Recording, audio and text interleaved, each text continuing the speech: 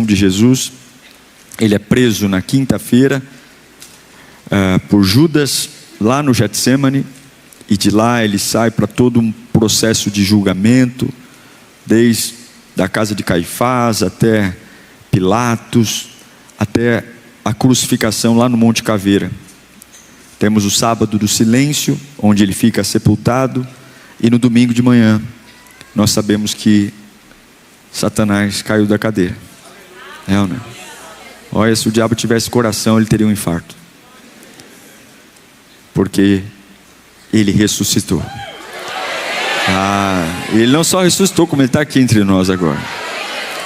Mas vamos para quinta-feira. Eu queria trazer algumas lições para você, porque é muito rico esse texto, é muito profundo, porque nós estamos falando de um Deus passando por um processo humano de sofrimento, e como Jesus lidou com isso, é como nós também temos que aprender a lidar com os nossos sofrimentos.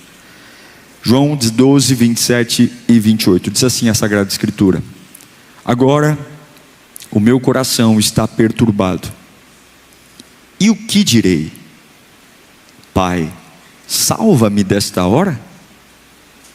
Não, eu vim exatamente para isso, para essa hora.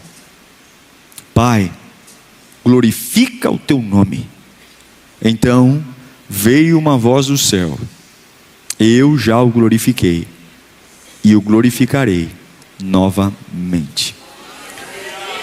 Curve a sua cabeça, verbalize o seu interesse em ouvir a palavra. Diga para Deus o quanto você tem a expectativa de receber dele comida, alimento, força.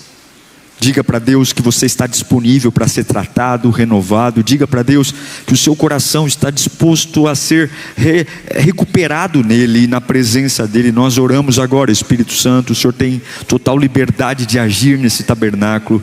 Não só os que estão aqui, mas os que estão espalhados por todo esse planeta, que tiverem acesso a esta palavra, a esse momento. Nós te pedimos, venha com o teu poder e aviva a tua obra, aviva a tua igreja. E se houver algum impedimento, Senhor, algum obstáculo no mundo espiritual para que esta palavra alcance o seu objetivo, nós já damos uma voz de comando: Satanás saia, Satanás perca as suas forças agora, porque nada vai roubar o poder da semente.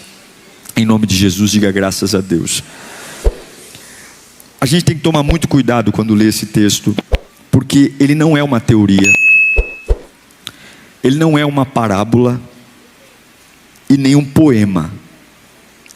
Isso aqui é vida real, é Deus vivendo os momentos que antecederam a sua crucificação. A cruz foi algo público, todo mundo via. Eu já estive em Israel algumas vezes. A gente vai até o Monte Caveira, o Gólgota. Quando a gente vê nas ilustrações de pintura, a gente tem a sensação de que o Monte Caveira era um monte alto que você subia. A gente já viu aquela ilustração do monte com 3 cruzes, né? Jesus no meio, o ladrão da direita e da esquerda. Mas na verdade não era assim. O Monte Caveira não era um lugar isolado, era um monte onde havia comércio, havia ambulantes, porque a ideia do Império Romano na crucificação era intimidar outras pessoas para não cometerem rebelião. Então Jesus, ele foi crucificado no meio de pessoas, no meio de gente que comprava, vendia, gente que estava vivendo a sua vida normalmente, e de repente Jesus estava ali crucificado. A crucificação, ela foi pública, mas o Getsemane foi secreto. O Getsemane não tinha plateia. Muitas vezes a vitória que todo mundo vê nasce de um lugar que ninguém vê.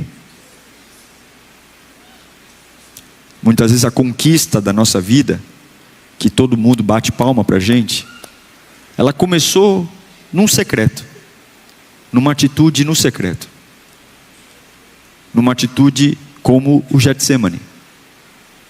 O lugar escuro, horário ruim, sem companhia, e os poucos que me acompanham dormem. Pedro, Tiago e João caem em sono profundo, eles não entendem a gravidade daquele momento. E sim, vitórias que todo mundo vê, algumas vezes são geradas em lutas que ninguém vê. Não subestime as lutas que você passa que ninguém vê. Não fique chateado porque não vem, porque é exatamente assim a vida real. Grandes lutas iniciam-se no secreto.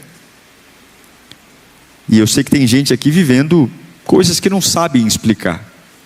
Lutas no secreto, reviravoltas, coisas que não funcionam. É alguma coisa parecendo que está nos esmagando, como Jesus no Getsemane.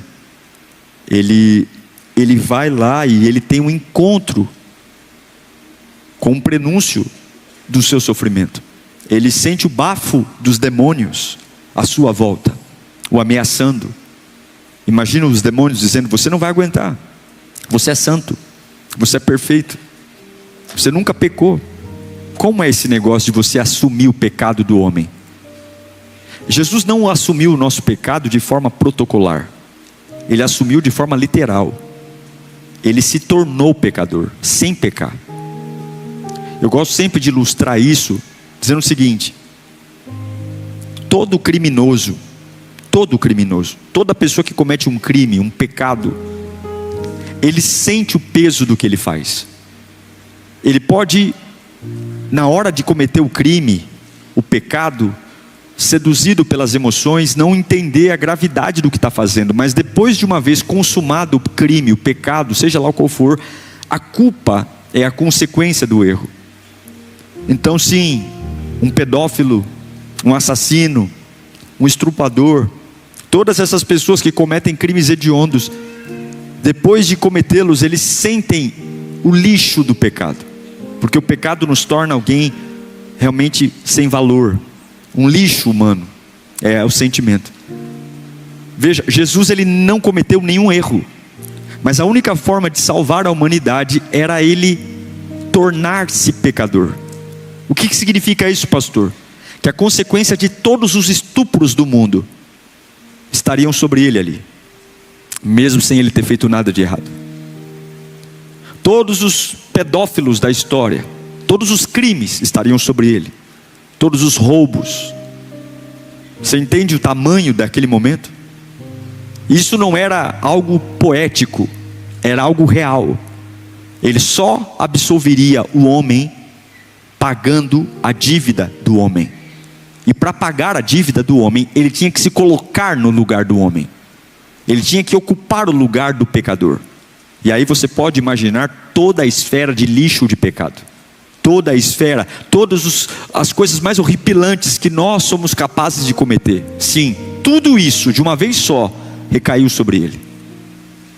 Não recaiu de forma mental, recaiu de forma física, emocional. E é por isso que em Mateus 26:37, lá no jardim, o texto diz que ele começou a entristecer-se e ficar angustiado. Ele não foi para o Getsemane para relaxar. Jardins para nós é momento de relaxamento.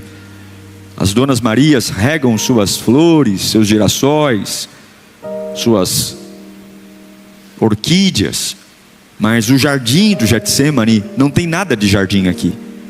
É um lugar onde Jesus vai ser comprimido por dentro. E o texto deixa claro que ele está angustiado. Você sabe o que significa a palavra Getsemane? Significa prensa de azeite. Getsemane fica no Monte das Oliveiras, lá em Jerusalém. E ele é tomado de oliveiras. E no meio das oliveiras existiam prensas, onde se colhia as azeitonas, e homens pegavam aquelas azeitonas e espremiam para extrair dela o óleo, o azeite refinado. Sim, Getsemane era o jardim da prensa de óleo. Não por coincidência, Jesus estava lá. Não era um jardim decorativo, como eu e você conhecemos, que tem um quintal em casa. Não. Era um jardim de esmagamento. Era um jardim de pressionar. mas aquele jardim tinha uma lógica. Tudo que pressiona, libera algo. Tudo que se pressiona, pressiona-se para liberar algo. Aperta-se, espreme, esmaga, porque algo nobre vai sair dali. É uma compreensão tão profunda, tão maravilhosa. Deus não te trouxe para te destruir. Deus te trouxe para extrair algo de você. Algo, e essa é a mentalidade que nós temos que ter a partir de agora. O problema é que nós temos uma facilidade de tudo chamar de crise. Aquilo que é um processo. Tudo para nós é catastrófico. Tudo para nós é caótico. Fazemos um escândalo enorme, mas não tem como extrair o azeite da azeitona sem espremer a azeitona. Sim, Jesus estava sendo espremido. A salvação não veio da glória. A salvação não veio de um estalar de dedos. A salvação não veio de um partir de pão e nem de um multiplicar de azeite. A salvação veio de um esmagamento. Cristo não comprou a nossa salvação bonito, cheiroso, glorioso. Cristo comprou a nossa salvação feio, machucado, humilhado, pisado. Porque as coisas nobres sempre serão geradas em processos de esmagamento. Talvez Deus tenha que bagunçar um pouco o seu cabelo. Talvez Deus tenha que quebrar um pouco a sua unha. Talvez Deus tenha que sujar um pouco a sua veste. Talvez Deus tenha que quebrar algumas coisas que você tem por preciosa, para que aquilo que você tanto espera seja vertido. Não reclame dos processos de Deus. Você não está quebrado, você está no Getsemane. Você não está quebrado, você está no Getsemane. Jesus diz em Mateus 26, 38. Isso aqui é pesado. Leia comigo no 3. 1, 2, 3. Então lhes disse: a minha alma está profundamente triste, e uma tristeza mortal. Fiquem aqui e vigiem comigo. Jesus está sentindo o peso do chamado. Esse cansaço não é físico. Esse cansaço é o preço de quem vive algo relevante. Pergunte para mim, qual é, pastor? Pressão. O preço da relevância é a pressão. Se você quer um emprego relevante, prepare-se para a pressão. Se você quer ter um cargo alto na empresa, prepare-se para a pressão. Se você quer ter um casamento decente, prepare-se para a pressão. Se você quer um ministério bem sucedido, prepare-se para a pressão. Jesus não tem problema de saúde. Jesus não está cansado fisicamente. Jesus está sentindo a grandiosidade do chamado que Ele está gerando. E por isso Ele diz: a minha alma está profundamente triste. Eu estou com uma tristeza de morte, porque isso é pressão. O corpo dele entra em estado extremo de estresse. Eu não sei se você já passou por isso, mas Jesus está passando por algo que eu e você nunca vamos passar. Nós não temos estrutura, mas Jesus está tendo um colapso intenso. O texto sagrado diz que ele tem uma angústia, uma tristeza de morte. Ele é Deus. Ele é o Deus Filho. Ele é a segunda pessoa da Trindade, mas ele está dizendo: para mim é um sentimento claro que eu vou morrer. Eu sinto que vou morrer. Eu sinto que vou morrer. Eu sinto. É uma angústia profunda. É um colapso interno. Eu estou falando, não sei se você sabe do que é isso, guardado as devidas proporções, mas eu estou falando de coração acelerado. Só quem já teve coração acelerado por situações emocionais sabe do que eu estou falando. Eu estou falando de respiração pesada, puxar o ar e não conseguir normalizar. Eu estou falando de corpo em alerta. Alguma coisa vai acontecer. Você olha para todos os lados, você espera ataque de todo lado, você espera traição de todo lado. A ansiedade toma conta, dizendo para você mentiras uma atrás da outra, que tudo vai se acabar. Você não consegue relaxar, você não consegue dormir, você não consegue encontrar posição, porque você está em alerta. Jesus está vivendo uma pressão psicológica no mais alto nível. Antes de pegar a cruz, ele já está carregando o peso dela lá no jardim. Jesus, ele tem a consciência de tudo que ele vai sofrer, de cada cuspe, de cada desprezo, de cada abandono. Ele tem a consciência de tudo. E agora, lá em Lucas 22:44, o corpo dele começa a exalar isso. Jesus entra em hemaditrose. Jesus começa a suar gotas de sangue. Estando angustiado, ele orou ainda mais intensamente, e o seu suor era como gotas de sangue que caíam no chão. São vasos capilares que começam a se romper. Ele ainda não tem a coroa de espinho, mas o sangue já está vertendo da sua cabeça. O sangue se mistura com o suor. E lá no jardim, o corpo de Jesus literalmente está sangrando. Ninguém bateu nele, mas a pressão está arrancando o sangue dele. A pressão não é fraqueza. Jesus não é fraco. Isso aqui é responsabilidade espiritual. Isso aqui é chamado. Isso aqui é entender que eu estou vivendo por algo maior. Isso aqui não me chame Jesus de fraco, porque ele não é fraco. Ele está como eu e você, humano, 100% homem. E ele está enfrentando o peso de algo relevante, de algo que vale a pena. E quem enfrenta algo que vale a pena, enfrenta a pressão. E eu quero dizer, você não está quebrado, você está no Getsemane. Você não está quebrado, o diabo está dizendo, você está quebrado. Você não está quebrado, você está no Getsemane. Levanta a mão bem alto e diga, eu não estou quebrado, coisa nenhuma. Eu estou no Getsemane. E no Getsemane a gente sangra. E no Getsemane a gente chora. E no Getsemane a gente acha que vai morrer. Mas eu não estou quebrado, eu estou no Getsemane. Getsemane é processo, Getsemane não é fim. O preço de um propósito relevante é pressão. Se você passou esse ano e ainda não teve momentos de pressão, está na hora de você buscar algo relevante para entender o que é isso que eu estou pregando aqui. Em João capítulo 12, verso 27, Jesus diz mais uma vez, eu li em cada um dos evangelhos: agora o meu coração está perturbado. Coração perturbado. Sabe o que é coração perturbado? É agitação interna, é conflito violento, é colapso. Quando Jesus diz, meu coração está perturbado, ele está dizendo, tem uma guerra aqui dentro.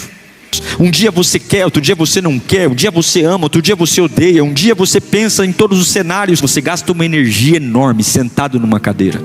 Você gasta uma energia enorme chorando debaixo de um chuveiro. Você gasta uma energia enorme ficando acordado até 4, 5 da manhã. E há uma guerra interna, várias hipóteses, várias situações, várias vozes. É voz de alguém que falou com você ao longo do dia, é a sua própria cabeça falando com você, é o diabo te atormentando, são pessoas dando palpites. É isso que ele está sentindo. Ele está dizendo, eu estou perturbado. Sim, o Filho de Deus está perturbado, porque ele está no Getsemane, numa quinta-feira como a nossa. Ele sente, mas tem uma diferença grande entre Jesus e eu. Tem uma diferença grande entre Jesus e você, porque ele sente, mas ele não se entrega ao que sente. Jesus sente, mas ele não se entrega ao que sente. Ah, pastor, é difícil. É difícil porque você sente e você se entrega ao que sente. Jesus sente, mas ele não se entrega ao que sente. E sabe o que é o nome disso? Maturidade espiritual. Maduros espirituais sentem, mas não se entregam ao que sentem. Deus vai te dar essa maturidade nesse Getsemane. Você vai sentir angústia, você vai sentir vontade de morrer, mas você não vai se entregar ao que sente. Haverá uma habilidade espiritual descendo sobre nós nesta noite, aleluia. Eu declaro os céus abertos sobre esse tabernáculo. Eu declaro os céus abertos sobre a tua mente. Eu declaro isso. Sentir não é problema. Sentir não me torna fraco. Jesus sentiu vontade de morrer e não se tornou fraco. Jesus sentiu perturbação e não se tornou fraco. Sentir não é um problema. Entregar-me ao que sinto é um problema. Render-se ao sentimento te torna instável, te faz tomar decisões erradas, abrir a boca fora de tempo. Por quê? Porque eu estou sentindo demais. Escute, o sentimento é um péssimo líder. O sentimento é um péssimo motorista. O sentimento é um péssimo piloto. Olha o que Jesus diz depois do sentimento de amargura. João 12, 27. Olha isso aqui. Jesus, hein? Agora o meu coração está perturbado. E o que eu direi? O que ele disse? Primeira coisa: Pai, salva-me desta hora. Só tem. A perturbação, a angústia, o sentimento falou dele e deu a ele uma opção. Olha como é perigoso isso. Ele está dizendo: Deus, o que eu estou sentindo sugere eu dizer: Pai, me tira daqui. O sentimento sempre vai tirar da sua boca uma oração errada, um pedido errado. E é isso que Jesus está dizendo. A pancada da pressão vai me fazer dizer o quê? Pai, me tira dessa hora. Mateus 26, 39. Olha as orações erradas que Jesus está falando. Indo um pouco mais adiante, prostrou-se com o rosto em terra e orou: Meu Pai, se for possível, faz o quê? Afasta de mim esse cálice. Que entendimento você tem, senão Jesus dizendo: Pai, eu estou considerando não passar mais por isso. Pai, na minha cabeça passa uma ideia, se for possível o Senhor aí entender que eu quero estar fora daqui. Ele está sentindo isso. E quando nós somos guiados pelo que sentimos, fazemos pedidos errados. Quantos pedidos errados você está fazendo porque a sua alma está perturbada? Quantos pedidos errados você está fazendo porque seu coração sente uma tristeza angustiante? Talvez na sua família, talvez em relação ao seu casamento, em relação ao seu trabalho, e você tem feito orações erradas, dizendo para Deus te tirar de lugares que não são lugares ruins, são lugares de prensa, para extrair o óleo puro. E se não for nesse lugar, você nunca vai fluir em coisas que precisa fluir. Não reclame dos processos. Então não vem com essa que você é um super-homem. É por isso que eu não acredito em super-crente, sabia? É por isso que eu não acredito naqueles santarrões que sobem no monte e parece que você tem que passar óleo ungido para conversar com ele. Porque se Jesus Cristo sentiu vontade de desistir, quem sou eu na fila do pão? Se o Filho de Deus passou pela cabeça dele por um momento só, sair daquele ambiente, dizer: Pai, me tira daqui, me leva para a glória e vamos encerrar o assunto, porque eu não quero mais, porque eu estou sentindo angústia. Quem é você para bancar de durão o dia inteiro? Quem é você para matar no peito e dizer: eu aguento todo, eu sou forte? Queridão, se Jesus quase pediu para o Pai arrancar ele do jardim, aceite que você não é super-homem. Aceite que você sente coisas ruins, sim. Aceite que tem hora que a vontade que dá é pegar as trouxas e sair correndo por esse mundo, como toda mãe fala para um filho, né? Se vocês não se comportar, vou pegar minhas coisas, e vocês quando chegar aqui não vai ter mais ninguém. Já viu uma mãe ameaçando isso? Quem é a mãe que minha mãe já ameaçava quando era criança? Olha, você vai ter um dia que vocês vão chegar em casa e não vão me achar mais.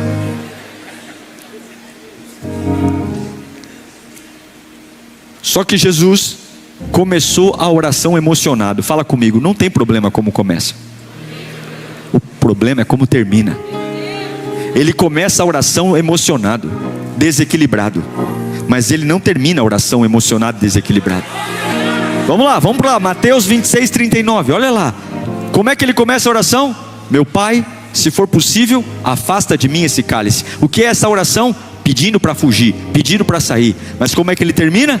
Contudo, não seja como eu quero, mas seja como tu quer. Não é como eu começo, é como eu termino. Não é como eu começo, é como eu termino.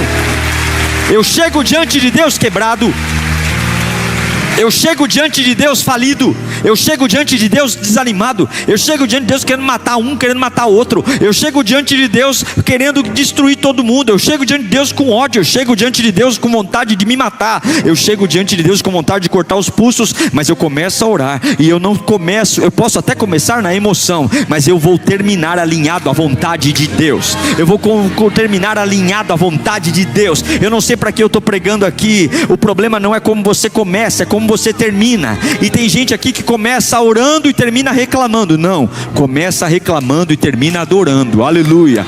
Ai pastor, eu vou começar a oração clamando a Deus e no final eu desisto. Não, começa desistindo, que o Espírito te envolve, a graça de Deus te toma, e você lembra quem você é, e você vai se levantar nesse jardim. Você não está quebrado, você está no Getsemane. Você não está quebrado, você está no Getsemane. Você não está quebrado, você está sendo prensado. Você não está quebrado, Deus vai tirar um óleo dessa situação. Você não está quebrado, o diabo está mentindo. Você não está quebrado, o diabo está mentindo. Você não está quebrado, o diabo está mentindo. Deus está pressionando você, Deus está arrancando algo de você, e Ele está dizendo: sinta tudo, mas não se entregue ao sentimento. Você não é o que está sentindo, você é o que eu tenho planejado para você. Você não é o que está sentindo, você não é, você é o que eu tenho planejado para você. Jesus começa a oração sentindo. Se for possível, tira o cálice. Se for possível, me arranca daqui. Mas ele termina a oração obedecendo. Pai, seja lá o que eu estiver sentindo, faz a tua vontade, faz a tua vontade, faz a tua vontade. Eu querendo morrer mesmo, faz a tua vontade. Eu querendo ir embora, faz a tua vontade. Você consegue ser submisso à vontade de Deus apesar do que está sentindo? Você consegue ser submisso à vontade de Deus apesar dos seus desejos? Você consegue ser submisso à vontade de Deus apesar da sua raiva, apesar da sua vontade, da sua revolta? Você consegue, ou você termina a oração revoltado? Ou você termina o culto revoltado? Ou você para e vai para sua casa depois desse culto com uma tromba de elefante dizendo: não é justo, não é justo? Deus está dizendo: está na hora de encerrar essa oração com obediência.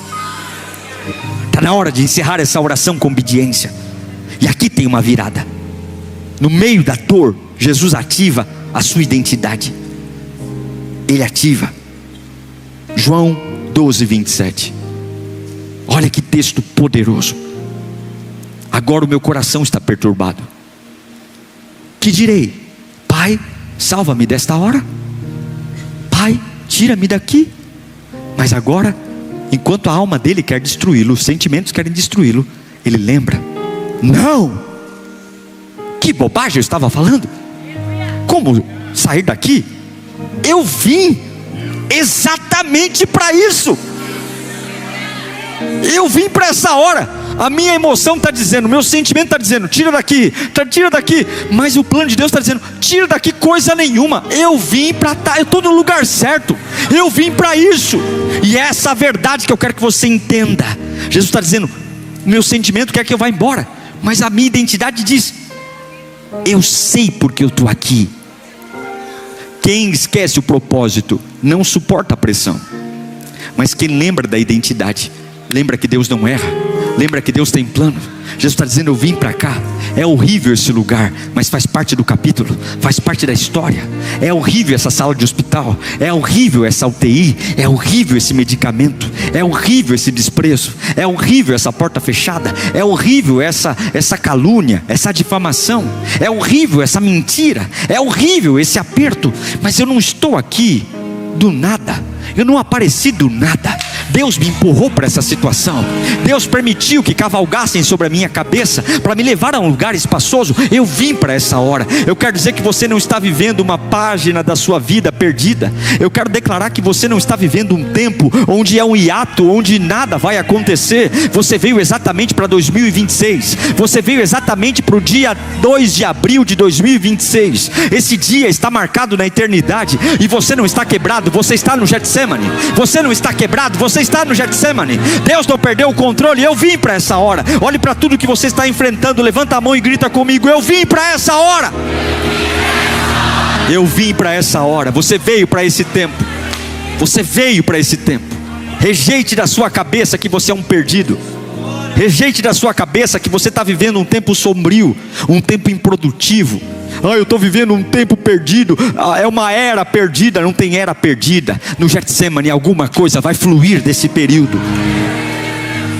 Você não está quebrado, você está sendo exigido. Você não está quebrado, você está sendo posicionado. Você não está quebrado, Deus está te amadurecendo. E aí tem algo poderoso, porque Jesus diz: eu vim para essa hora. E aí ele olha para o lado, Mateus 26:40. Depois Jesus voltou para os discípulos. Ele levou dos 12, ele levou 3, os mais próximos: Pedro, Tiago e João. E aí Jesus está vivendo o pior momento dele no jardim.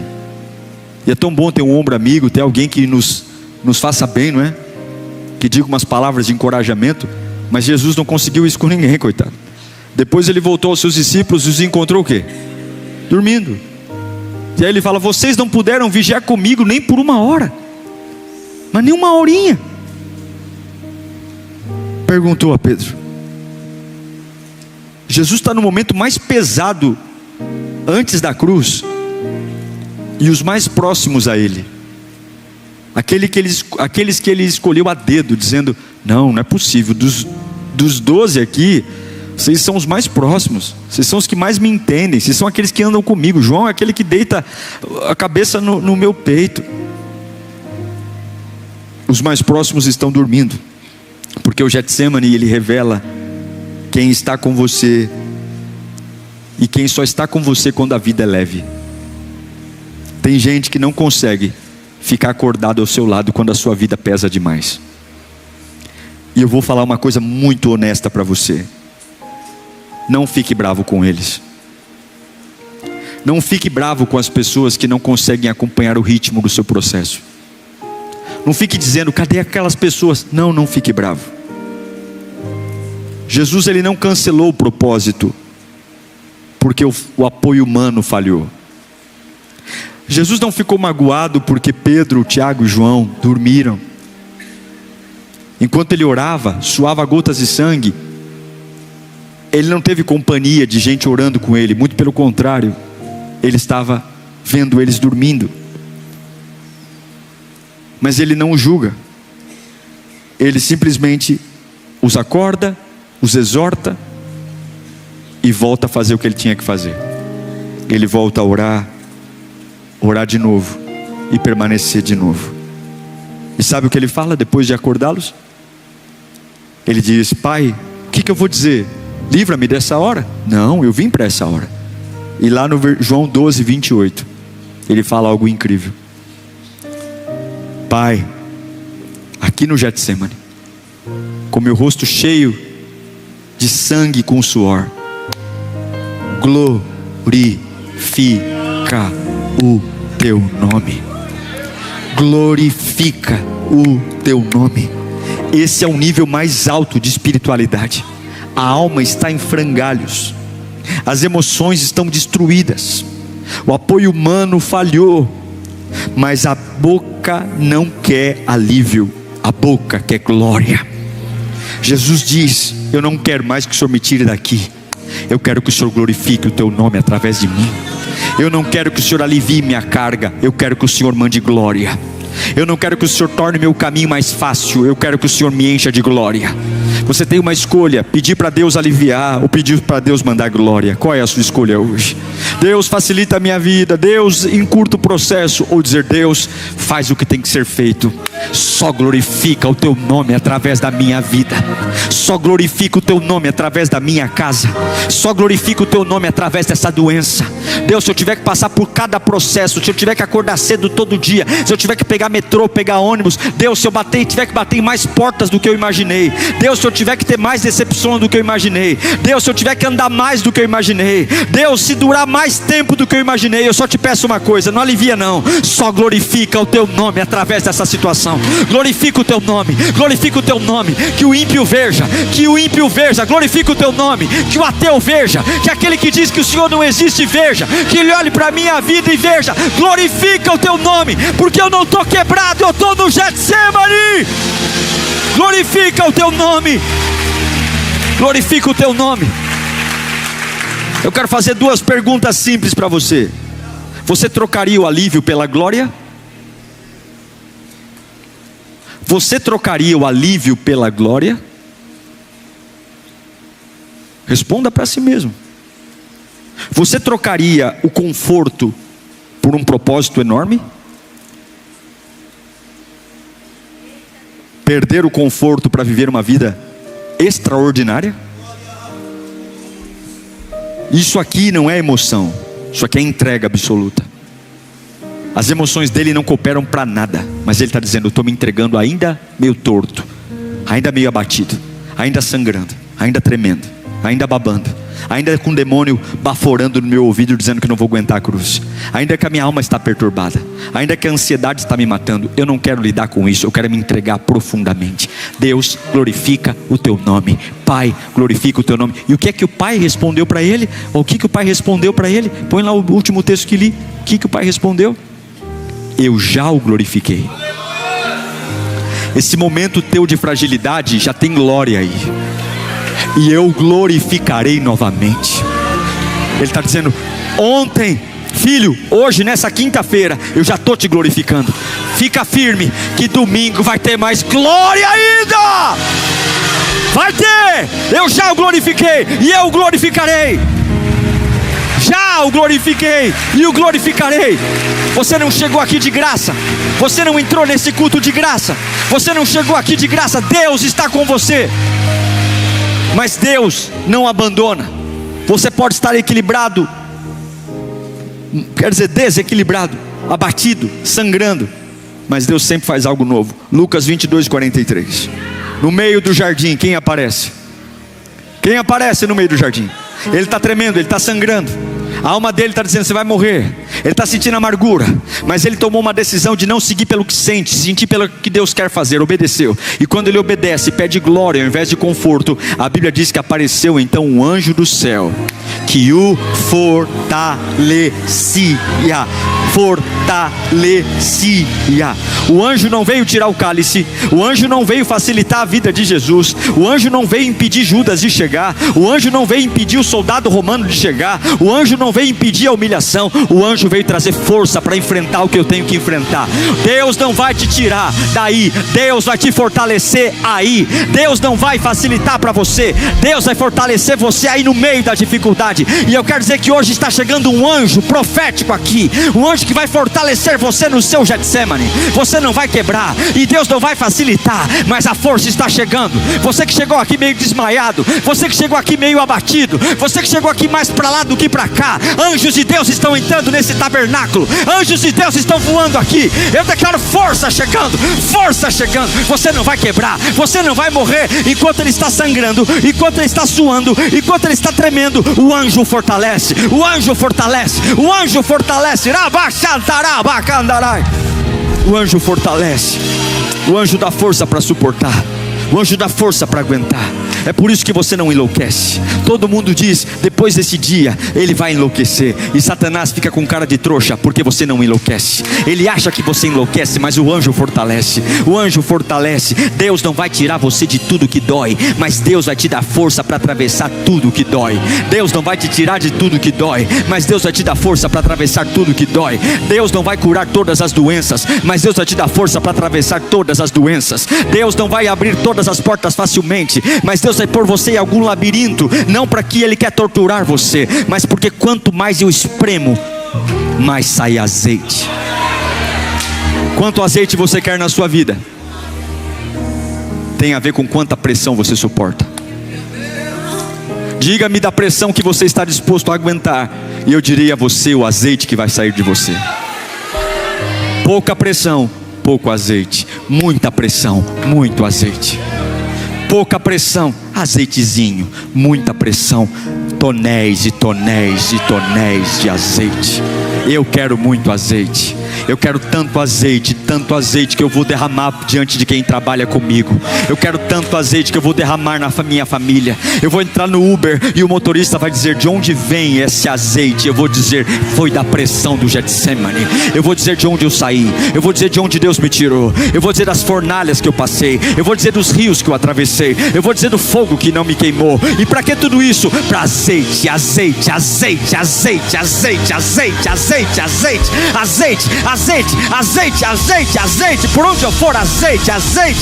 A minha pregação terá azeite, a minha oração terá azeite, a minha fé terá azeite. Eu não quero fazer aquela oração sonsa, eu não quero fazer uma oração água com açúcar. Eu quero ter uma pressão, para que quando eu ore, Satanás vai ter que sair da frente, porque eu já vim queimando das dificuldades da vida. E se as dificuldades não me mataram, demônio não me mata, demônio não me destrói. Pai, fortalece-me, fortalece-me. Deus está fortalecendo você aqui. Gente que entrou aqui no limite está sendo fortalecida hoje. Gente que entrou aqui na pior estação da sua vida, Deus não vai tirar você daí. O anjo está chegando e você vai comer nessa pior estação. Você não tem pedido a Deus força? Porque Deus não tirou Jesus do Getsemane. Deus sustentou Jesus até o fim. Deus não vai encurtar o caminho, Deus vai te sustentar até o fim do caminho. Não peça para Deus aliviar, peça para Deus glorificar.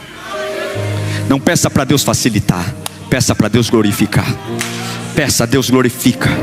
Se o Senhor escolheu o caminho mais difícil para mim, está tudo certo, desde que o Senhor me glorifique o teu nome, glorifique o teu nome, glorifique o teu nome. Eu não vou ficar com cara de busanfa, eu não vou ficar com tromba de elefante, eu não vou ficar reclamando pelos cantos. Hoje é quinta-feira, hoje é noite de decisão.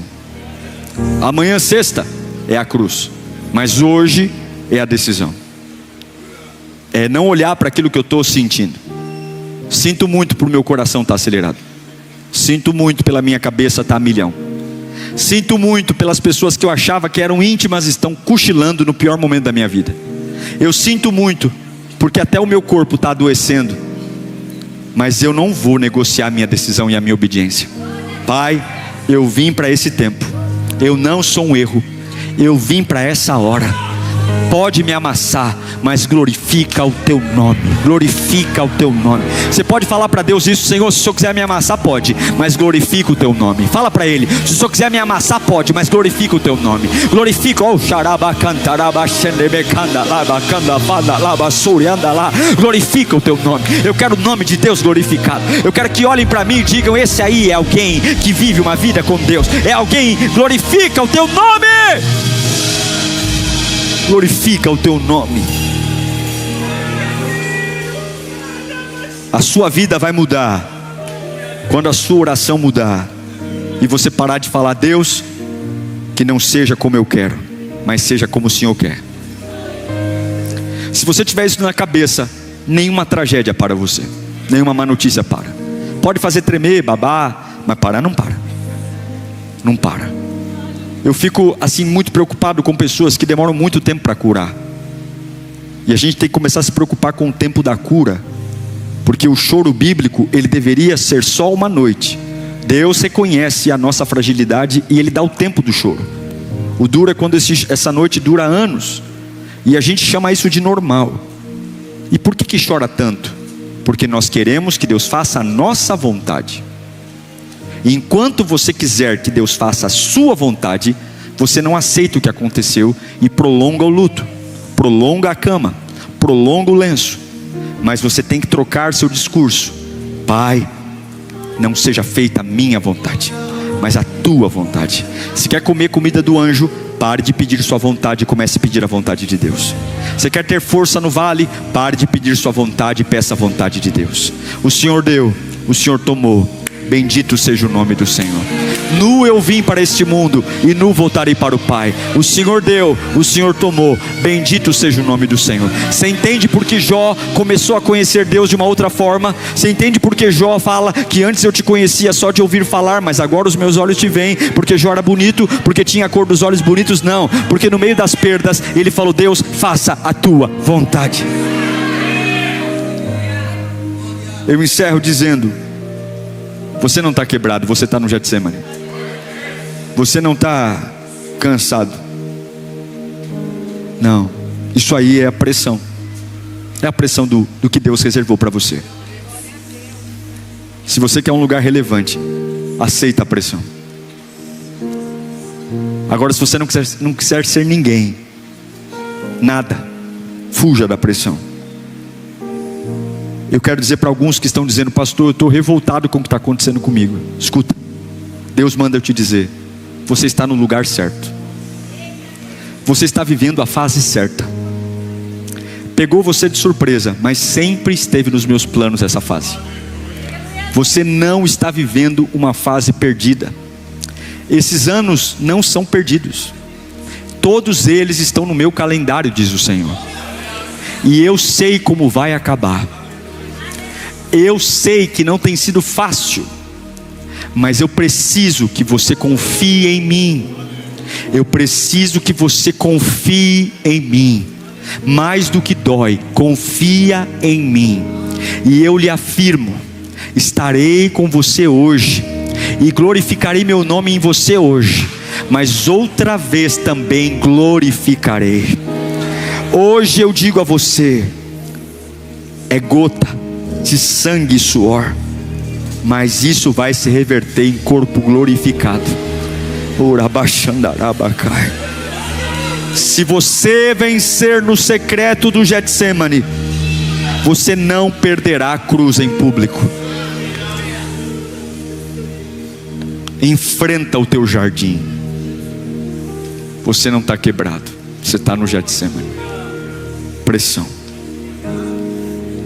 Algumas vezes a gente olha para alguém orando e fala assim: nossa, eu queria tanto orar com a intensidade dessa pessoa. Mas algumas vezes a gente percebe que essa intensidade não nasceu em sala de aula. Essa intensidade não nasceu de um treinamento. Essa intensidade nasceu das perseguições da vida. Algumas vezes a gente vê uma pessoa pregando com força, com vigor, com intensidade, fala: nossa, qual é o seminário de teologia que essa pessoa fez? Qual é o curso? E não é sobre apostila. A gente aprendeu a pregar com fogo, porque a gente vem ardendo das batalhas da vida. Não é sobre técnica, é sobre entender que tem coisa que só vem da prensa. E eu não estou quebrado, eu estou no Getsemane só. Você vai voltar a dormir, você vai passar uma sexta-feira maravilhosa, porque você não está quebrado, você só está no Getsemane. Levanta a mão bem alto e fala: eu não estou quebrado coisa nenhuma, eu estou no Getsemane. Deus está me pressionando para fluir algo novo. Lá com a mão levantada, glorifica o nome de Jesus. Eu não estou quebrado, eu estou no Getsemane. Eu não vou ser guiado pelo que eu sinto, eu vou ser guiado pela vontade de Deus. Não é o que eu quero, é o que Ele quer. E eu não estou quebrado, eu estou no Getsemane. Eu estou no Getsemane. Eu estou no Getsemane. Olha o anjo chegando para me dar comida. Eu estou no Getsemane. Eu estou no Getsemane. Eu estou no Getsemane. No Getsemane Pedro dorme, João dorme, mas eu sou alimentado, porque não é o que eu faço, não é o que eu falo, é o que Deus tem para mim. Pai, me tira daqui coisa nenhuma. Eu vim para esse tempo. Vai abrindo a tua boca, deixa fluir o poder de Deus de você. Você pode glorificar no Getsemane.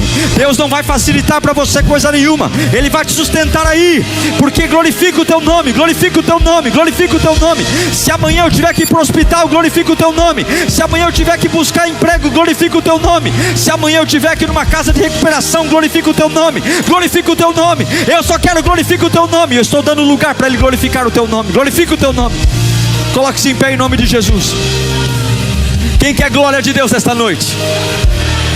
Se você tiver que escolher alívio ou glória, quem quer glória aqui? Entre escolher conforto e propósito, quem quer propósito aqui?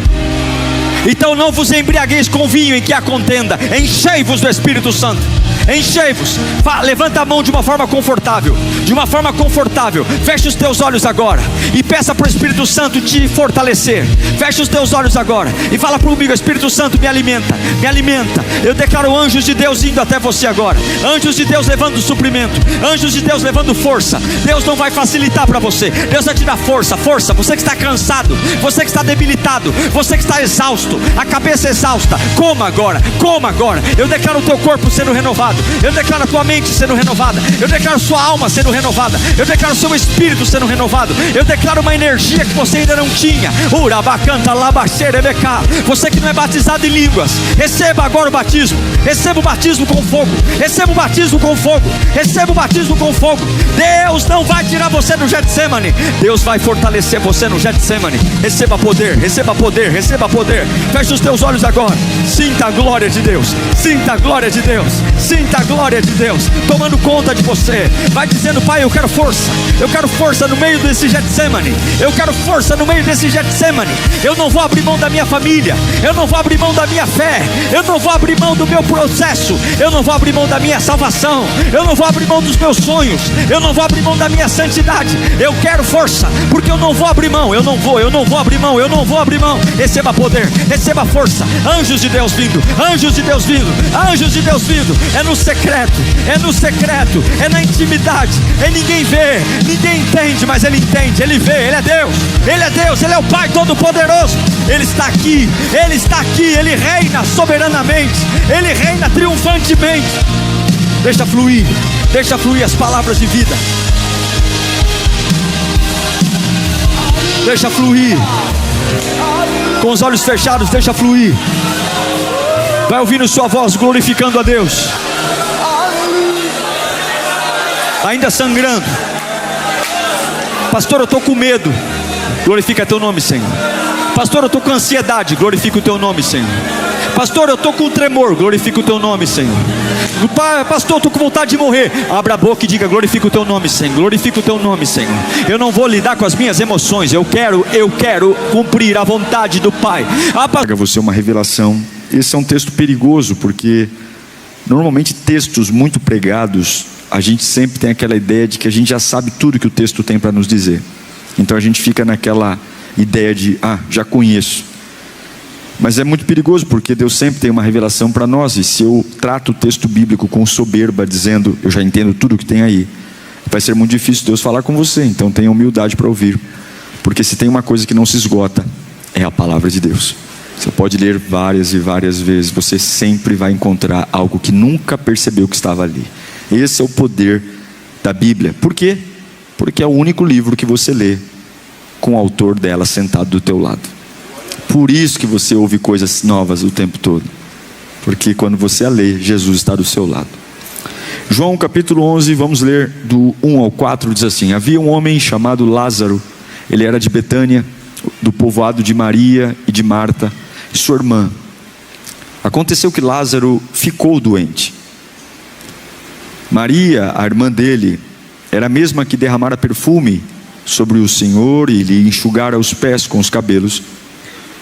Então as irmãs de Lázaro mandaram dizer a Jesus: Senhor, aquele em quem amas está doente. Ao ouvir isso, Jesus disse: essa doença não acabará em morte. É para a glória de Deus, para que o Filho de Deus seja glorificado por meio dela. Vamos agora ao verso 6. No entanto, quando ouviu falar que Lázaro estava doente, ficou, fala comigo, ficou mais 2 dias onde estava. Verso 17 agora.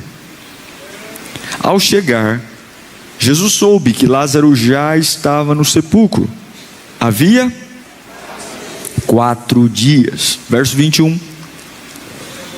Marta disse a Jesus: Senhor, se estivesses aqui, meu irmão não teria morrido.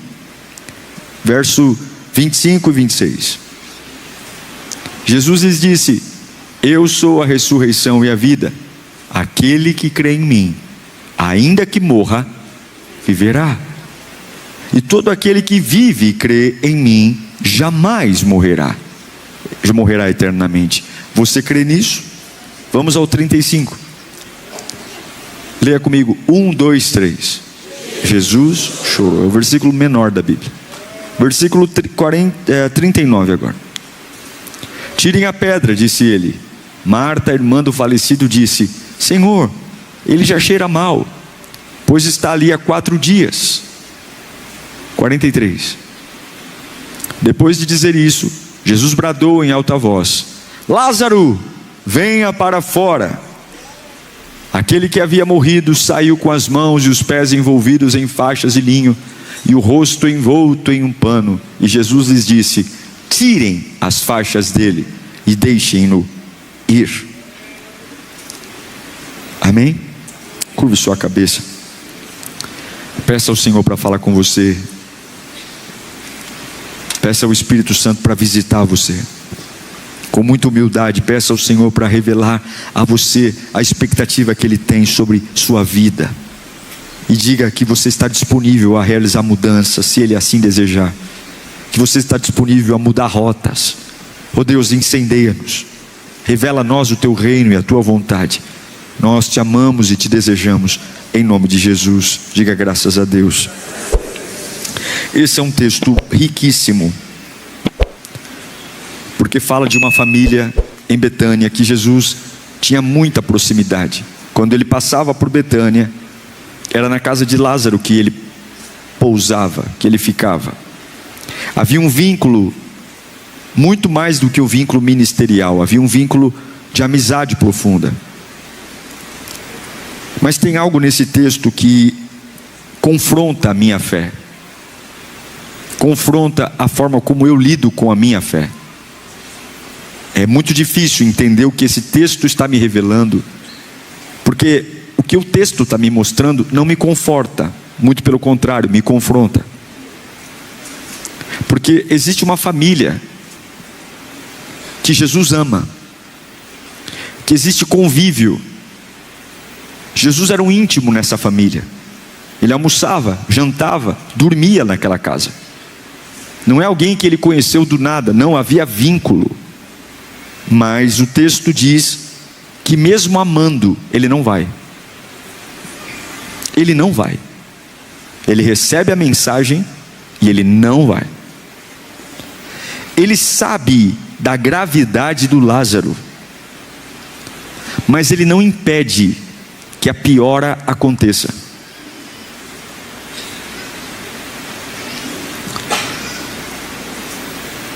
E o mais difícil de aceitar, ele pode acabar com o sofrimento daquela casa assim, ó.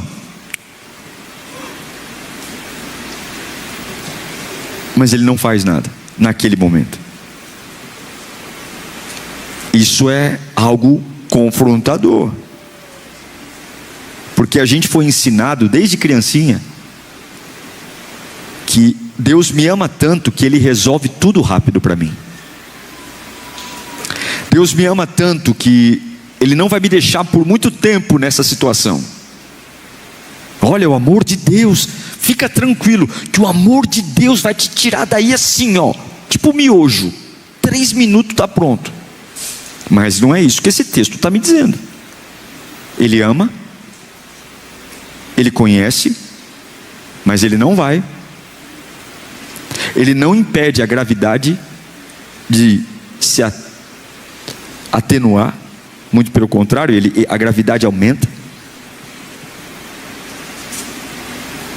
A verdade é que o amor de Deus nem sempre chega rápido. Ele ama, mas nem sempre chega rápido. Então eu estou dizendo para você que Jesus amava uma família, se importava com uma família, soube que esta família tinha um problema e ainda assim Ele ficou onde estava. E aí? Sua fé aguenta isso? Pastor, meu mundo desabou.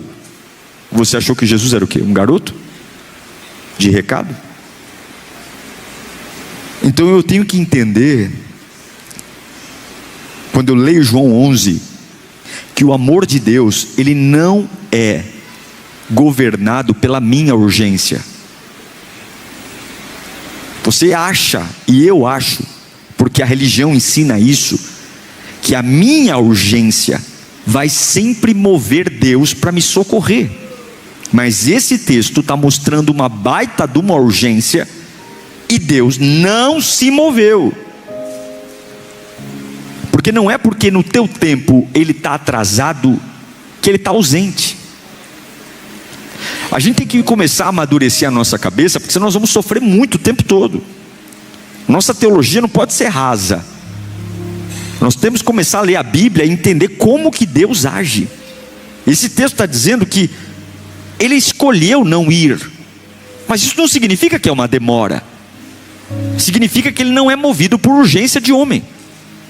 Então você pode vir aqui hoje, eu tenho um abacaxi para descascar, e eu vou chorar esse culto todo, eu vou levantar minha mão esse culto todo, eu vou dizimar o que eu puder, eu vou entregar minha oferta, porque nesse culto eu não vou voltar para minha casa do jeito que eu entrei. Olha, querido, você vai encontrar a presença de Deus, você vai encontrar um monte de coisa, mas não quer dizer que o teu esforço em mostrar a Deus a sua gravidade, que isso significa que Ele vai fazer alguma coisa agora por você, no tempo que você quer.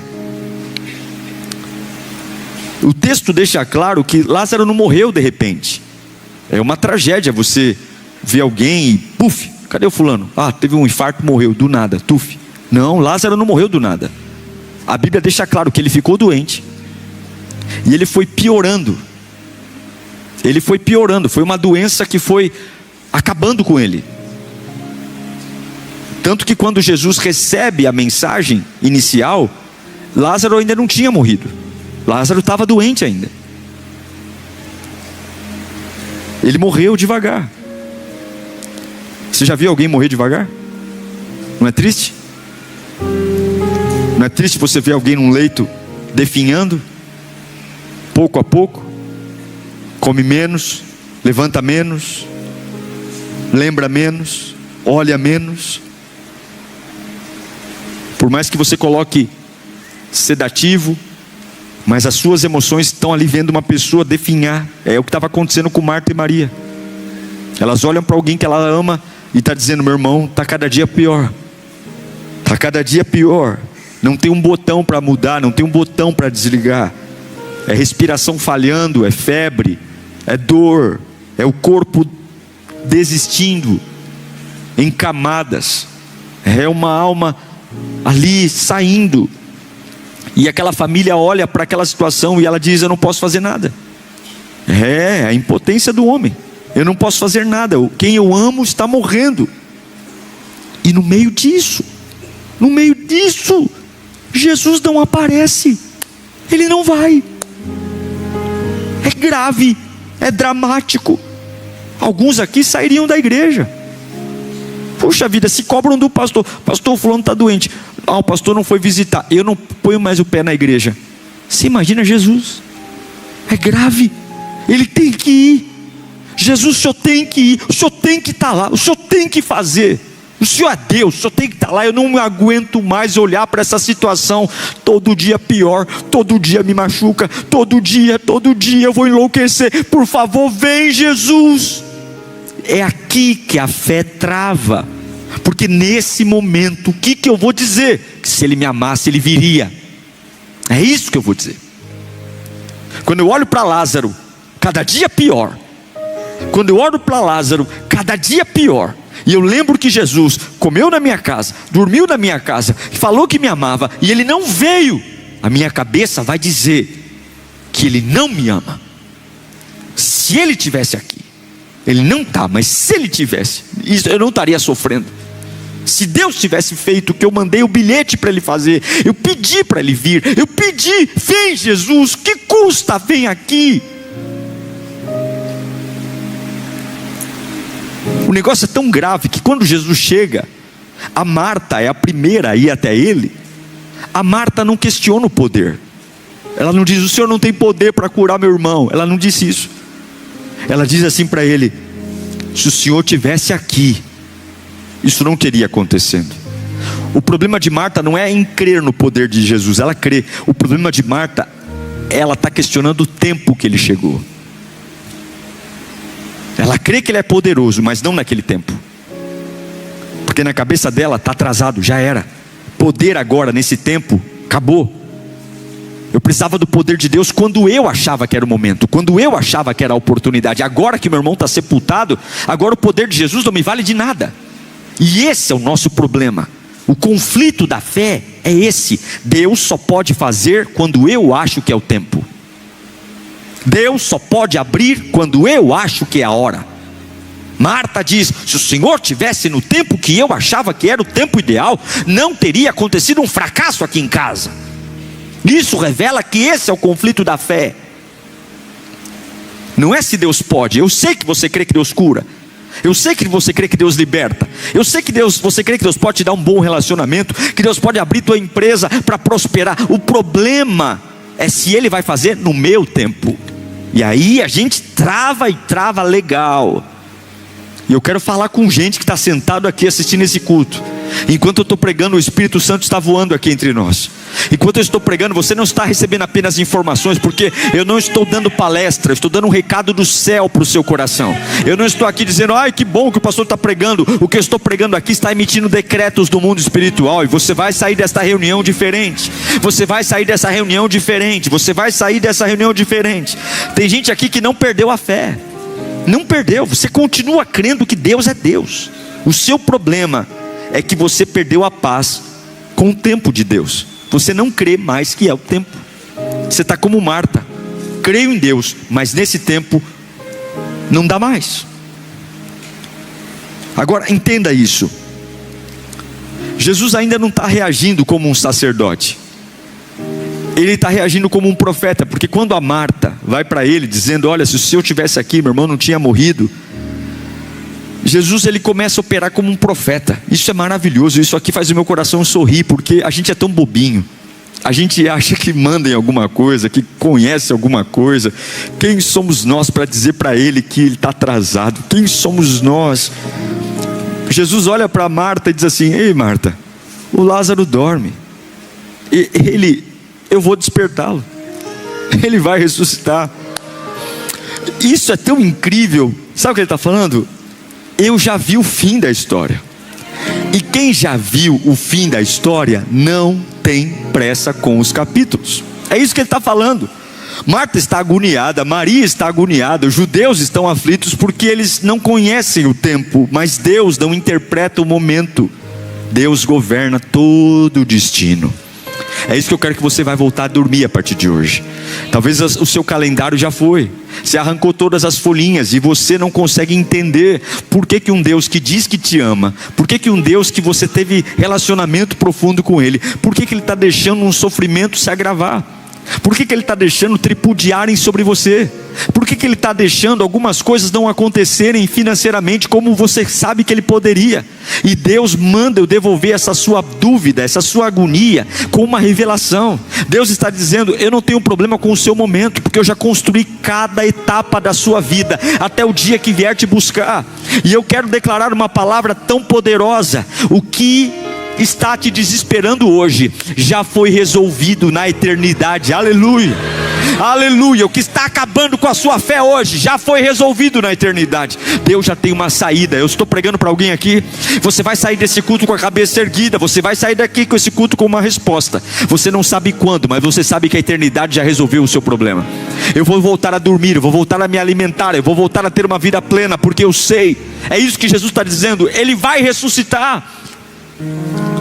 É tão bom servir a um Deus que conhece a eternidade, que é a própria eternidade. Romanos capítulo 2, verso 4, Romanos 4, 17, perdão.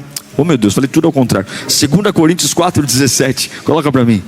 Leia comigo no 3, 1, 2, 3. Pois os nossos sofrimentos leves e momentâneos produzem para nós uma glória eterna, que pesa mais do que todos eles. Sabe o que Paulo está dizendo? Deus não está atrasado, Deus já viu o final. Se ele chegasse no tempo de Marta e Maria, Jesus teria feito uma cura. Chegando no tempo dele, ele vai fazer uma ressurreição. O que grita mais, uma cura ou uma ressurreição? O que fica mais famoso, uma cura ou uma ressurreição? O que faz as pessoas dizerem: uau, Deus está aqui, uma cura ou uma ressurreição? Talvez se Deus chegasse no seu tempo, o milagre teria um tamanho. Chegando no tempo dele, toda a sua família virá ao altar de Deus. Talvez chegando no seu tempo, seria apenas um post no Facebook. Chegando no tempo de Deus, vai nascer não um post, vai nascer um livro inteiro contando uma história. Deus já viu a sua eternidade. Eu não estou pregando para você apenas ficar feliz, eu estou pregando para a sua fé acordar neste culto. Eu estou pregando para você voltar para sua casa queimando da autoridade do Espírito Santo. Deus já enxergou, Ele não está atrasado. Deus já viu o final. Levanta as mãos, repita comigo: Deus não está atrasado. Ele já viu o final. Feche os seus olhos com as mãos levantadas e pense na situação mais conflitante do momento. A situação que mais judia de você, que mais deixa você abalado. E você vai dizer: Deus não está atrasado, Deus já viu o final. Ele já viu o final. Ele sabe como vai acabar. Pode abaixar suas mãos. Ele sabe. Há um ambiente tenso, há um ambiente complicado. E eu sei que a gente fica nervoso porque a gente faz a agenda. Eu sou uma pessoa, me considero uma pessoa, quando quero uma coisa, eu vou até conseguir, mas nem tudo que quero eu consigo. E a gente fica frustrado. E como eu lido na minha vida? Todas as vezes que eu quero muito uma coisa e as coisas não fluem do jeito que eu gostaria, sempre vem o contraponto da intensidade por querer, a vontade de desistir e amargurar o que queria. Dizer: ai, não é para mim, ai meu Deus, eu não consigo, ai. Não, mantenha-se em movimento, crendo que se não deu, Deus tem algo melhor para você. Responda às suas dúvidas com a fé e não com a incerteza. Quando acabam as respostas, é aí que a fé começa. Então Jesus não veio no tempo que eu queria. Eu não tenho a mínima noção como vai acontecer, porque o meu irmão está sepultado há 4 dias. O corpo já está em putrefação. Como vai ser? Eu não sei. Mas eu sei que ele já enxergou o final dessa história. E se ele está falando que vai acontecer, vai acontecer. Eu estou pregando para alguém aqui que precisa voltar a crer que vai acontecer. Vai acontecer. Você precisa fechar os seus olhos junto comigo agora e declarar que vai acontecer. Vai acontecer, vai ter uma reviravolta, vai acontecer. Porque não é o tempo que você quer, é o tempo de Deus. Aí, olha que lindo, quando ele chega, a Marta já corre para ele, já dá aquela bronca, meio que dizendo: se você tivesse no tempo que eu achei, tudo isso aqui não estava acontecendo, estava tudo em paz. Mas aí acontece algo lindo, o ambiente muda. Porque no menor versículo da Bíblia que você leu, dá uma informação para a gente. Qual é a informação? Jesus chorou. Jesus chorou. Agora, por que ele chora? Se ele mesmo já tinha dito que o irmão dela ia ressuscitar. Jesus não chega mandando retirar pedra, fazendo milagre. Ele chega com lágrima.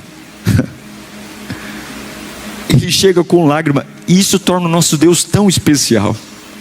Tão especial. Tão especial. Ele é tão especial. Ele é lindo. Ele é cheiroso. Ele é maravilhoso. Ele é digno. Ele é presente. Porque ele sabe que vai ressuscitar o Lázaro. Ele sabe que o Lázaro vai sair daquele túmulo. Mas antes de fazer o milagre, ele decide não invadir a dor de Marta e Maria, mas ele entra na dor delas com a presença dele. Ele poderia dizer: eu nem vou olhar muito para vocês chorando, eu já vou trazer o Lázaro de volta. Não, ele segura a ressurreição para sentir o que elas estão sentindo, e ele chora, mesmo sabendo que Lázaro vai ressuscitar, porque ele é Deus. Porque ele não está chorando por Lázaro, ele está chorando porque a dor de Marta e Maria importa para ele. Isso é incrível. É incrível porque hoje as pessoas atropelam umas às outras. Ninguém se preocupa com ninguém, ninguém liga para ninguém. Mas ele entra na dor de Marta e Maria com uma presença. Você já imaginou Jesus olhando para elas e lágrimas escorrendo do seu rosto? Por que você está chorando, Jesus? Porque você está chorando, Maria. Por que você está chorando, Jesus? Porque você está chorando, Marta.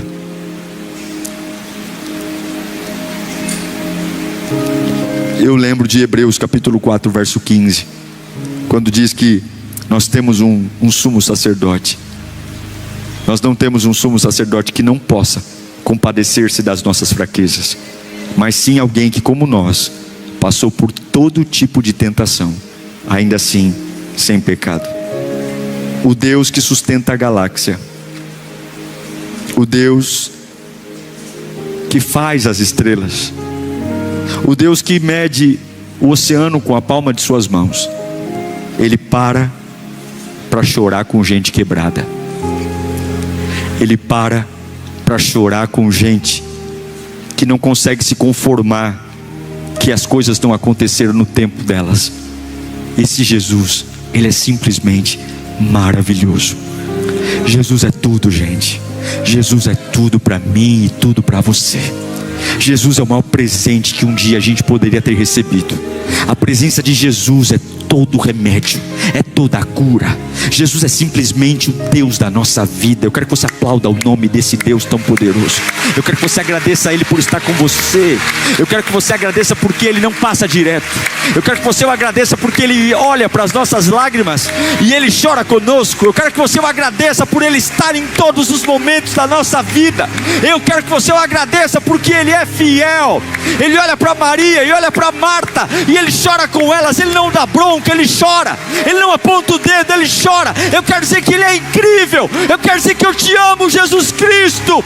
Eu quero dizer que Tu és o amor da nossa vida. Eu quero dizer que sem Ti a gente não vive, Pai. Eu quero dizer que Tu és o maior presente. Tu és lindo, Senhor Jesus. Tu és maravilhoso. Tu és maravilhoso. Maravilhoso. Eu aprendi com Jesus que tem hora que a gente não precisa de resposta, a gente só precisa de companhia. Eu já fui em lugares, principalmente velórios, que fica um monte de gente ali falando para a pessoa que perdeu um familiar: força, força, fica firme, força, vai ser diferente, força, você tem que levantar, você tem que reagir. E aquela pessoa fica cada vez mais perturbada. Mas eu já vi lugares de dor que ninguém falou nada, só sentou do lado, envolveu a pessoa com um abraço e curou muito mais do que 1 milhão de palavras. Jesus não estava dando um discurso para Marta e Maria. Ele só queria que elas olhassem para Ele e falassem: Ele também se importa. Jesus se importa. Ele se importa com você. Ele é 100% Deus, mas Ele é 100% homem. Ele se importa com você. Você talvez está aqui como um anônimo, ninguém sabe o teu nome. Ele sabe onde você mora, Ele sabe quem você é, Ele sabe o que você aguenta, Ele sabe o que você suporta, Ele sabe seus medos. E Ele não está aqui para te dar um sermão, Ele está aqui para dizer: olhe para mim, eu me importo. É isso que Lázaro, morto, está fazendo Ele realizar diante de Marta e Maria. Jesus chorou. Ele não trouxe uma explicação, Ele trouxe uma presença. Nem todos os dias, quando eu entrar no meu quarto depois de um dia terrível de dor, vai ter um profeta, vai ter um versículo bíblico. Algumas vezes eu só ligo o rádio, ponho um louvor e uma presença está ali e eu sinto que estou seguro. Nem todos os dias é sobre ouvir uma pregação de 50 minutos. Tem dia que é só curvar o joelho ao pé da cama e permitir que as mãos do Senhor nos abracem. Quando foi a última vez que você deixou a presença de Deus fazer como Jesus fez com Marta e Maria? Ele está disponível para olhar para você e trazer presença que cura. Deus não só resolve a sua dor, Ele participa dela. É o que Ele está fazendo aqui. Ele está participando. Mas Ele não fica ali, Ele levanta. Então Ele chora, mas Ele levanta. E o que Ele vai fazer? Agora Ele vai ser o sacerdote. Agora Ele vai de frente para o lugar mais complicado que havia ali. Porque quando você sepulta alguém que ama, é difícil você voltar ao cemitério. Porque a nossa cabeça quer se esquecer, não da pessoa, mas daquela cena. Quando você perde alguém que ama, é muito difícil você voltar para casa e depois se desfazer das roupas. Normalmente você pede para algum conhecido ir lá e dizer: olha, desfaça das roupas, porque eu não quero ter mais essa lembrança, eu quero lembrar dessa pessoa em vida. Você imagina Jesus chamando todo mundo para ir para um túmulo. Você imagina isso? As pessoas dizendo: rapaz, além de você chegar atrasado, você ainda quer pôr o dedo na ferida. Além de você não ter vindo no meu tempo, você ainda quer que eu revisite um lugar que eu chorei. Eu vou ter que velar meu irmão 2 vezes. Eu vou ter que sofrer 2 vezes. Mas Ele não tem problema, porque Ele tem o controle sobre o destino. E Deus hoje está dizendo: quando eu te chamar para revisitar lugares, que no teu tempo o milagre não chegou, não discuta comigo, apenas me obedeça. Quando eu te chamar para voltar para lugares, para voltar a fazer coisas que você já tentou na tua força e no teu tempo e o resultado foi morte, se eu estou te chamando para o mesmo lugar que foi morte, não converse comigo, apenas mova-se, porque eu sou Deus que muda cenários. Eu estou pregando para pessoas aqui que vão ter uma nova experiência, um lugar que você gritou dizendo: eu estou morrendo junto com meu irmão. Você vai voltar lá e vai ter surpresas de Deus para você, reviravoltas. Jesus leva todos eles lá, manda tirarem a pedra. E você sabe o que ele diz? O que ele diz? Lázaro, vem para fora. Grita comigo no 3. 1, 2, 3. Ele não entra no túmulo. Jesus não entra no túmulo. Ele não vai buscar Lázaro. Ele está na boca do túmulo. E ele diz: vem para fora. Porque quem tem autoridade não negocia com a morte. Quem tem autoridade manda na morte. Quem tem autoridade não vai implorar para um defunto levantar. Quem tem autoridade está lá fora de onde o defunto está e diz: vem para fora, defunto, porque eu mando na morte. Você não serve a um Deus que tem medo da morte, você serve a um Deus que manda na morte. Pastor, morreu para você, porque se Deus quiser ressuscitar, Ele pode ressuscitar. Morreu porque você não sabe como, mas Deus tem autoridade para fazer. Eu estou pregando sobre um Deus que manda na morte. Eu estou pregando sobre um Deus que manda na morte. Lázaro, vem para fora. E é tão maravilhoso. Repara que antes de dizer para o defunto levantar, o que ele diz? Lázaro, vem para fora. Porque se Jesus falasse apenas vem para fora, todos os mortos que estavam sepultados ali levantariam. Então ele precisa dizer qual é o morto que vai levantar. É por isso que ele diz: Lázaro, vem para fora. Porque se fosse uma ordem genérica, cada corpo sepultado, não importa o estado de putrefação, decomposição, uma única ordem de Jesus levantaria um cemitério inteiro pelo poder de sua autoridade. Sabe o que eu estou ensinando a você aqui hoje? Todo morto ia sair, mas tem uma voz que não é genérica, tem uma voz que é pessoal. Quando Deus fala, assim como Ele falou: Lázaro, vem para fora, Deus hoje está falando o seu nome. Querido, no seu tempo faliu, quebrou. No seu tempo não deu certo, gastou dinheiro. No seu tempo você estressou. No seu tempo ficou doente. Mas quando Deus fala, Ele está falando o seu nome aqui agora. E João 10, 27 diz que as ovelhas do pastor ouvem e conhecem a voz do pastor e a seguem. Jesus não está falando apenas com o vento, não, Ele está falando com você aqui hoje. E eu declaro que hoje você vai sair de um lugar de morte, um lugar onde a tua expectativa quebrou e você ficou lá. O resultado não veio e você ficou. E você diz: pastor, eu confio em Deus, mas agora é tarde. Eu confio em Deus, eu sei que Ele é poderoso, mas agora eu não enxergo perspectiva. Deus não está perguntando a sua opinião. Deus só está pedindo para você abrir esse ouvido enorme que você tem aí e ouvir o seu nome sendo ecoado nesta reunião e dizendo: vem para fora.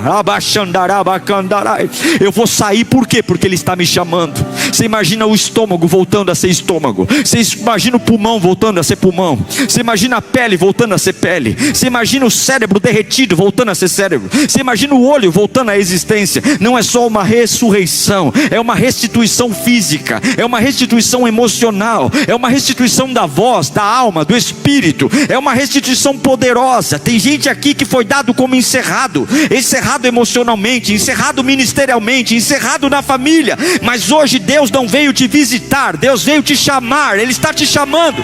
Ele não veio aqui dizer: oi, eu vim trazer uma flor, oi, eu vou pôr um catavento na cova, oi, eu vou pôr um chocolate se for criança. Deus está dizendo: eu não vim visitar teu túmulo, eu vim te tirar daí. Você está disposto a sair nesta manhã, nesta noite? Você quer sair daí hoje? Você quer sair do martírio? Quer sair do calvário? Quer sair de uma situação opressora? Uma morte espiritual que há tempo você não flui. Uma morte espiritual e você diz: eu não consigo sair daqui porque acabou para mim. Deus está dizendo: olha o teu nome sendo dito aqui nesse tabernáculo. Olha Deus falando o teu nome. Olha Deus falando o teu nome. O teu nome vem para fora. Vem para fora. É interessante que Lázaro sai, e quando ele sai, ele está todo cheio de faixa, todo cheio de amarração, de faixa, ele sai amarrado. E Jesus diz: vocês vão até lá e vocês vão tirar a faixa dele, porque eu posso viver um milagre. Eu posso estar morto e Jesus me ressuscitar, mas Jesus não tira as faixas. Sabe o que isso mostra? Que eu posso estar livre da morte, mas ainda não estar livre de coisas que me amarram na terra. Isso revela que pode ter gente viva de novo, mas ainda presa. E o que eu quero que você entenda é você que precisa se mover para tirar as faixas. Eu encerro essa pregação dizendo que nem tudo na nossa vida vai acontecer do jeito que a gente planejou. Você ainda vai chorar muito por Deus não ter feito do jeito que você orou para Ele fazer. Você ainda vai esmorrar. Você não pode dizer que porque Ele não fez, Ele abandonou você. Continue firme. Se esconda, não atrás da dor, mas se esconda na presença. Ele não demorou. Ele sabe o que está fazendo. E o que Ele espera de você é que você tenha coragem de revisitar o túmulo daquilo que se foi, para criar a oportunidade de viver o maior milagre da sua vida. Ele demorou, mas não errou. Ele chorou, mas não perdeu o controle. Ele chamou a morte, e a morte obedeceu. Se Deus não fez o seu tempo, é porque não é o tempo de ser feito. As pessoas têm pressa de viver coisas. A gente não tem pressa de fazer burrada, entende? A gente não tem pressa de viver uma vida fria. A gente vai empurrando com a barriga um monte de coisa sem pressa nenhuma. Mas quando a gente perde o que ama, a gente tem pressa. A gente quer que Deus faça, e Deus está dizendo: eu não vou negociar com você, porque eu tenho controle. Mas eu quero que você confie em mim. Confie em mim, vai acontecer. Eu amo você, mas você tem que organizar a sua expectativa. Eu estou chegando para organizar a sua expectativa. Eu sinto o que você está sentindo, mas eu preciso que você respeite o meu governo e venha até comigo revisitar aquilo que aos teus olhos faliu, para eu mostrar que no meu tempo é muito maior do que se fosse no teu tempo. É muito maior. Eu quero o tempo de Deus. Eu quero que na minha casa aconteça tudo no tempo de Deus. Eu quero que nas minhas finanças aconteça tudo no tempo de Deus. Eu quero que nesta igreja aconteça tudo no tempo de Deus. Eu quero que na minha saúde física aconteça tudo no tempo de Deus, mesmo que eu não entenda. Você pode começar a dizer isso para você mesmo. Você começa a dizer para a tua ansiedade que você quer tudo no tempo de Deus. No tempo. Não foi tarde, foi Deus. Ele não perdeu o controle. Ah, pastor, mas eu mandei mensagem, eu fiz campanha, eu rodeei a igreja, eu levei óleo ungido para casa e não aconteceu. Não foi tarde, foi Deus. Deus sabe o que está fazendo. E neste culto eu declaro que de dentro para fora alguma coisa vai brotar em você. Feche os seus olhos, mesmo sentado. Há um desespero que vai dar lugar à fé nesta noite. Há um desespero que vai dar lugar à presença. Há um túmulo vazio que vai ser visitado por pessoas ao longo do tempo, porque aquele que estava sepultado lá não vai estar mais sepultado. Deus pode fazer milagres, mas neste dia você precisa trazer uma verdade para a sua cabeça. Qual é a verdade? Não é tarde, Deus ainda é Deus. Você não pode chegar para Deus como Marta dizendo: eu creio, mas não creio que agora dá. Não dá também, dá agora também dá. Ainda dá para você voltar a falar em línguas, ainda dá para você voltar a servir em paixão na igreja, ainda dá para você abrir a empresa, ainda dá para você restituir sua família, ainda dá para você resgatar a alegria da salvação, ainda dá. Mas pastor, não dá, porque tudo que me ensinaram é que só acontece naquela época, só acontece naquele tempo. Quem te ensinou não governa. Aquele que governa está falando com você aqui agora. Aquele que governa está falando contigo. Eu sou o mesmo Deus que não só fiz a separação entre águas, que criei o fundamento da terra, mas sou o Deus que chora o teu choro, que conhece você, mas não vim aqui para te visitar, eu vim aqui para te tirar do túmulo, eu vim aqui para mudar o ambiente, eu vim aqui para mostrar que eu governo o que ninguém governa. Eu sou Jesus de Nazaré, o Deus da sua vida, o Deus que morreu, ressuscitou e voltará para te buscar.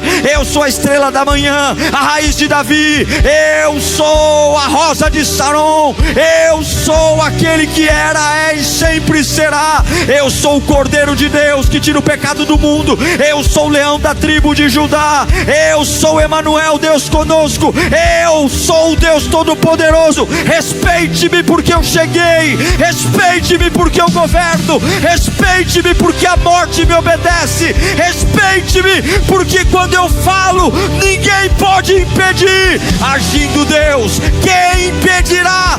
Ele é o Senhor, Ele é o Todo-Poderoso, Ele é o príncipe, o imaculado das nações. Ele é. Levante-se do seu lugar. Nós vamos fazer uma oração de fé aqui, milagres vão acontecer. Você vai ouvir Deus chamar o teu nome. Você vai ouvir Deus chamar o teu nome. Feche os teus olhos nesse instante. Há quanto tempo você não sente o governo de Deus na sua vida? A certeza de que tudo vai ficar bem. Eu não sei quando, mas eu tenho uma certeza. Eu orei, eu pedi e só piorou. Mas eu tenho uma certeza, Deus não erra. Deus não erra. Eu não vivo mais pelo que todo mundo vive, eu vivo por uma certeza. E eu estou me levantando agora. Eu estou crendo num avivamento. Eu estou crendo numa presença. E eu quero que você feche os olhos, porque Jesus está aqui. Você não veio ouvir um pastor pregar, você veio ver um encontro com Deus.